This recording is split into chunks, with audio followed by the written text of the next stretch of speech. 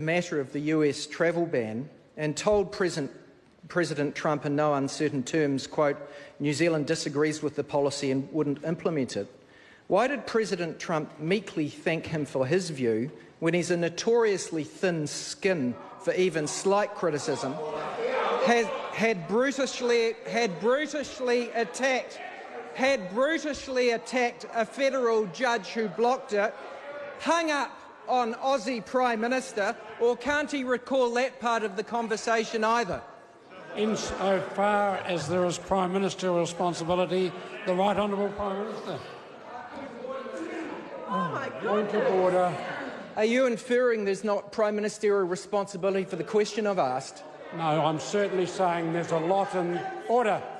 I'm saying there's a lot in the question, which is the member's opinion of a politician, a leader of another country. I'm inviting the Prime Minister to answer it insofar as he feels he has Prime Ministerial responsibility.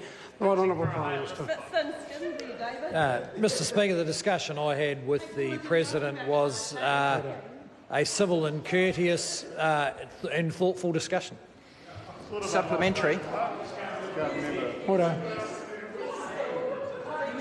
Order. Order.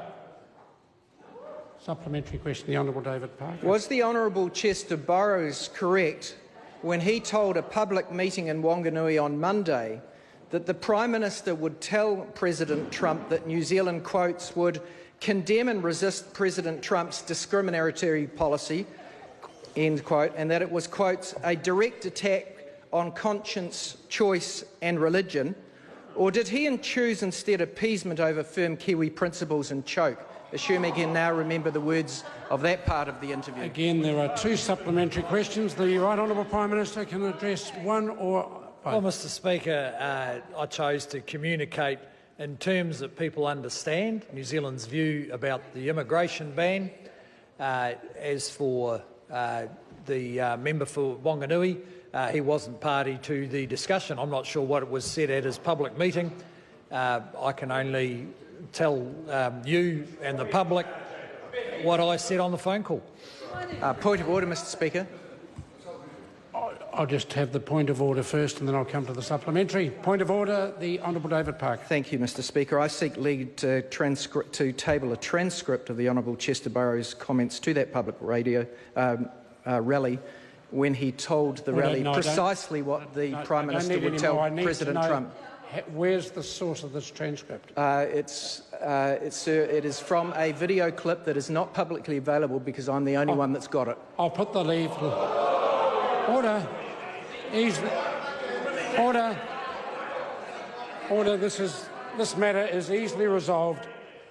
I will put the leave us sought to table that particular transcript. Is there any objection to it being tabled? There is objection. Supplementary question, the Honourable Gerry Brownlee. Mr Speaker, to the Prime Minister, does he believe that the lack of courteous and considerate conversation has led to a large number of thin skins in the Labor Party? No, there's no ministerial responsibility there whatsoever. Supplementary. Supplementary question, the Honourable David Parker. Who instructed MFAT not to properly record his conversation with President Trump, contrary to generally accepted practice for such high-level diplomatic conversations?